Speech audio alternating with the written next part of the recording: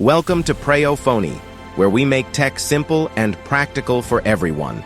Want to manage multiple Snapchat accounts without logging out every time? Today I'll show you how to switch between Snapchat accounts quickly and easily.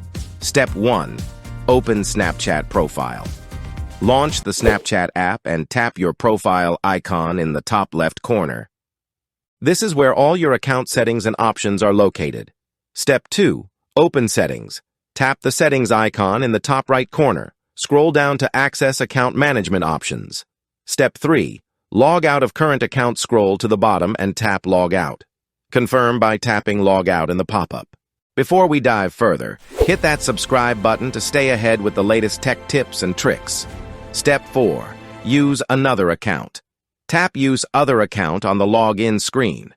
Enter the credentials for the Snapchat account you want to switch to. Step 5. Switch between accounts.